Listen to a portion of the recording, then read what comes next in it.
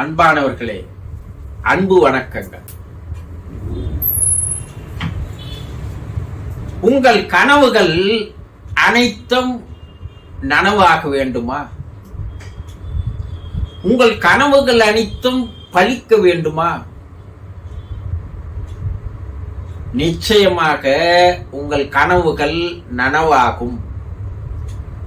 உங்கள் கனவுகள் பலிக்கும், நிறைவேறும். இதில் எந்த விதமான சந்தேகமும் இல்லை. அதை கொஞ்சம் விலாவாரியா நம்ம பார்க்கலாமா? மனவியல் தந்தை சிக்மண்ட் ஃப்ராய்ட் என்ன சொல்ற கனவுகளை பத்தினா, நிறைவேறாத ஆசைகளே கனவுகளாக வெளிப்படுகின்றன என்று சொல்கிறார். இப்ப கனவுன்னா என்ன? முதல்ல அதை நீங்க தெளிவா தெரிஞ்சுக்கீங்க. அப்துல் கலாம் கனவு காணுங்கள் சொன்னாரு. நாங்களும் கனவு காண்றோம், எதுவுமே நடக்கலையே. கேக்குறீங்கல்ல, ஏன் அது நடக்கல? அதை நடத்துவதற்கு நீங்க ஏன் முயற்சி செய்யல? நீங்க என்ன தவறு செய்கிறீர்கள் என்பதை தெரிந்து கொண்டிருக்கிறீர்களா? இல்லையே.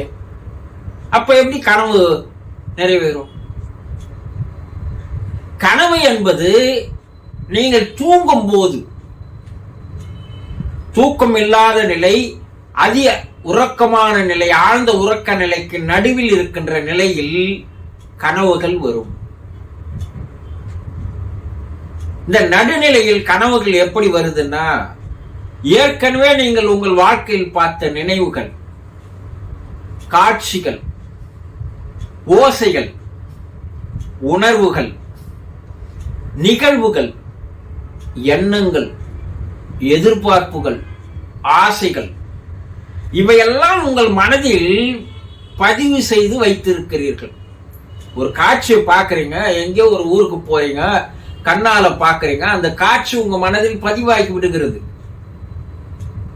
யாரோ பேசுறதை கேட்கறீங்க, அற்புதமான பேச்சு, அந்த பேச்சு உங்க மனதில் பதிவாகி விடுகிறது. எதையோ ஒன்று நினைக்கிறீர்கள் அடிக்கடி, அந்த நினைவு உங்க மனதில் பதிவாகி விடுகிறது. நீங்க ஆசைப்படுறீங்க இது போல ஆகணும்னு, அந்த ஆசையினுடைய எண்ணங்கள் உங்கள் மனதில் பதிவாகிறது. இப்படி உங்களுடைய செயல்கள் அனைத்தும் உங்கள் மனதில் பதிவாகிறது அல்லவா? அந்த பதிவுகளுடைய பிரதிபலிப்பு, வெளிப்பாடுதான் கனவு, வேற ஒண்ணும் இல்லை. போட்டு நீங்க குழப்பிக்க வேணாம். உங்களுக்கு வருகின்ற கனவுகள் உங்களுடைய செயல்களின் மூலமாக வருகின்ற கனவுகளை தவிர வேறு ஒன்று அல்ல. இந்த கனவு பத்தி அந்த காலத்துல புத்தகங்கள் எழுதி வைத்திருக்கிறார்கள். சொப்பன சாஸ்திரம்னு பேர். அந்த நம் முன்னோர்கள் பல வகையில் ஆராய்ச்சி செய்திருக்கிறார்கள். நம் முன்னோர்கள் சாதாரணமானவர்கள் அல்ல, அறிவில் உயர்ந்தவர்கள், அறிவின் உச்சத்திற்கு சென்றவர்கள், ஞானிகள். அவங்க ஒரு புத்தகத்தை எழுதி வைத்திருக்கிறார்கள். பல்வேறு ஆராய்ச்சிகளுக்கு அப்பால், பல பேரிடம் கண்ட ஆராய்ச்சிகளுக்கு அப்பால். என்ன? மாலை 6 to 8 வரைக்கும் ஒருத்த கனவு காண்றான். மாலையே தூங்குறவங்களும் இருக்கிறாங்க. கனவு காண்டால் அந்த கனவு உங்களுக்கு நிறைவேறுவதற்கு 1 வருடங்கள் ஆகும். இரவு 8 இரவு 10:45 வரைக்கும் கனவு கண்டால் அந்த கனவு நிறைவேறுவதற்கு 3 மாதங்கள் ஆகும்.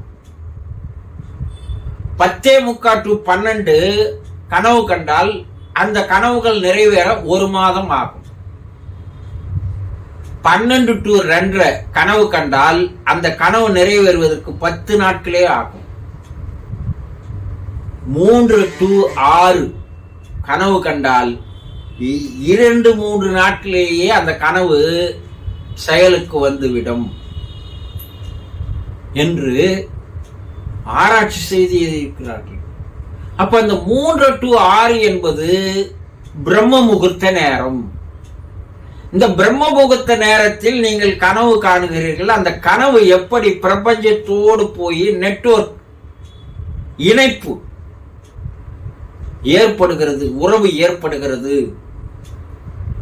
அந்த உறவு எப்படி அந்த பிரபஞ்சமானது நீங்கள் கண்ட கனவை உடனடியாக நிறைவேற்றி வைப்பதற்கு உண்டான செயல்களை, சூழ்நிலைகளை, சந்தர்ப்பங்களை அது செய்து தருகிறது என்பதை விஞ்ஞானிகளே என்று உண்மை என்று ஒத்துக்கொண்டிருக்கிறார்கள். அதனால்தான் நம்ம முன்னோர்கள் பிரம்ம முகூர்த்தத்தில் எழுந்துருங்க. என்ன, பிரபஞ்சம் அனைவரும் வீட்டினுடைய மனக்கதவுள் உள்ளே வந்து அமர்கின்ற நேரம். தெய்வம் அந்த நேரத்துல தான் கீழே இறங்கி வருது. அந்த தெய்வீக பேராற்றல் மனதிலே முழுவதுமாக வந்து ஆக்கிரமிப்பு செய்கின்ற நேரம், அரியணையில் அமர்கின்ற நேரம். அந்த நேரத்துல நீங்க இறைவன்கிட்ட போடுற எந்த வேண்டுதலும் 100% நிறைவேற்றி தரும். அந்த நேரத்தில் தான் நாங்க ஆழ்ந்து தூங்கினுங்கிறோமே. அதை கோட்டை விட்டுட்டு தான் ஏந்து வந்து கோயில் கோயிலா நாங்க போய் பிரார்த்தனை பண்ணிருக்கிறோமே, வேண்டுதல் வைக்கிறோமே, பரிகாரங்கள் செய்யறோமே. அண்ணா, நடக்கவே நடக்காது.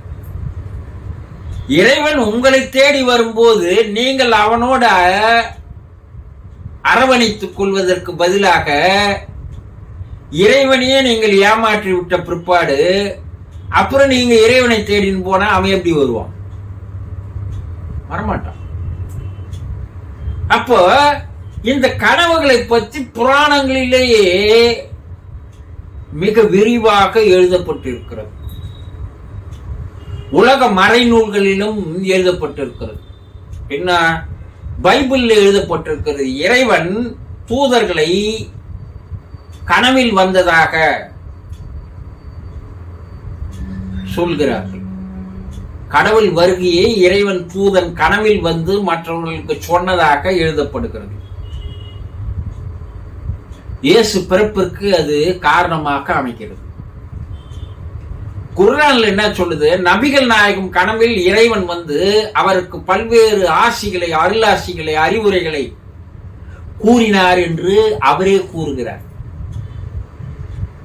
இவங்கெல்லாம் சாதாரண ஆட்கள் அல்ல, தெய்வமாக வணங்குகிறவர்கள். அவர்களே இது உண்மை என்று சொல்லும் போது நாம் என்ன சொல்ல முடியும்? கனவுகள் 2 வகையாக இருக்கிறது. ஒன்று, நீங்கள் ஆழ்ந்து தூங்குவதற்கு முன்னால் காணுகின்ற கனவுகள். என்ன, கண் அசைவு கனவுகள் என்று சொல்வார்கள். இந்த கண் அசைவு கனவுன்னா என்ன? கண்கள் மூடி இருக்கும், ஆனா உள்ள இருக்கிற விழி சுழன்று கொண்டே இருக்கும், அங்க இங்க ஓடிக்கொண்டே இருக்கும். இந்த கனவு 10 நிமிஷத்துல இருந்து 30 நிமிஷத்துல முடிஞ்சிடும், அதுக்கு மேல நீடிக்காது. விடியற்காலை கனவுகள், பிரம்ம முகூர்த்த கனவுகள் 2 மணி நேரம் நீடிக்கும், அது நிறைவேறும் என்று கூறுகிறார்கள். அப்போ கனவுகளை பற்றி என்ன, எப்படி அது நிறைவேறும் என்றால், நீங்கள் எதை கனவு காண்கிறீர்களோ அதை முதலில் நீங்கள் எண்ணுதல் வேண்டும். உங்க எண்ணம் அதை பற்றியதாக இருக்க வேண்டும். அந்த எண்ணம் உங்கள் ஆழ்மனதில் ஆழ பதிய வேண்டும். கல்ல எழுத்துக்கள் செதுக்கினால் எப்படி அது அழியாதோ அது போல அதே எண்ணங்களை, குறிக்கோள்களை, லட்சியங்களை நீங்கள் அடிக்கடி அடிக்கடி அடிக்கடி நினைத்து கொண்டே இருக்க வேண்டும், எண்ணிக்கொண்டே இருக்க வேண்டும். அப்பதான் அது உங்களுடைய ஆழ்மனதில் போய் சரியாக பதிவாகும். வள்ளுவர் 2000 ஆண்டுகளுக்கு முன்னாடியே இதெல்லாம் ஆராய்ச்சி பண்ணி சொன்னார். உள்ளிய எய்தல் எளிதுமன் மற்றும் தான் உள்ளியது உள்ளது பெறல்னார். நீங்க எதை எண்ணுகிறீர்களோ அது எளிது. ஆனா அந்த எண்ணத்தை உங்கள் ஆழ்மனதில் எப்படி பதிவு செய்கிறீர்களோ அதை பொறுத்துதான் உங்களுக்கு எல்லாம் கிடைக்கும் என்றார்.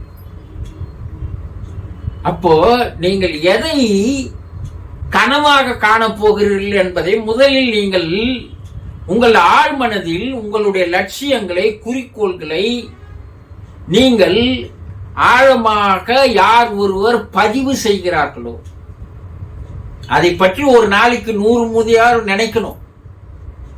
காலையில் நினைச்சிட்டு விட்டுட்டு நான் எதுவுமே நடக்கலன்னா நடக்காது. ஆக கனவில் வருவதை நீங்கள் உங்கள் ஆழ்மனதில் மிக சரியாக, ஆழமாக, வலுவாக பதிவு செய்தால் அது கனவாக வரும். அந்த கனவு எப்போ வரும்னா பிரம்ம முகூர்த்தத்தில் தான் வரும். மீதி கனவுகள் எல்லாம் பதிவு செய்யாத கனவுகளாக, காணல் நீராக வந்து ஓடிவிடும். நீங்க கனவு கண்டதை வெளியே தயவு செய்து யாருக்கிட்டையும் சொல்லாதீங்க என்று தேவ புருஷர்கள் முதல் கொண்டு, விஞ்ஞானிகள் முதல் கொண்டு, மெஞ்ஞானிகள் முதல் கொண்டு கூறுறாங்க. ஏன் சொல்லாதீங்க அப்படின்னா, அந்த கனவை சிதைப்பதற்கென்றே உன்னோடு இருப்பவர்கள் இருப்பார். முடம கொம்பு தேனுக்கு ஆசைப்படலாமா, நீ எல்லாம் இது போல கனவு காணாத சொல்லுவான் ஒருத்தன். விரலுக்கேத்த வீக்க இருக்கணையா, நீ என்ன இவ்வளவு பெரிய கனவு காண்ற, அது நடக்காது விட்டுருன்னுவான். பேராசைப்படாதியா, அது பெரு நஷ்டத்துல போயிடும்னுவான் ஒருத்தன். வெறும் கையால முழம் போடாதியா அப்படின்னுவான். இவனுங்களுக்கெல்லாம் என்ன வேலைன்னா, உங்களை என்கரேஜ் பண்ண மாட்டாங்க, உன்னை டிஸ்கரேஜ் பண்றதுல அவனுங்களுக்கு ஒரு சந்தோஷம்.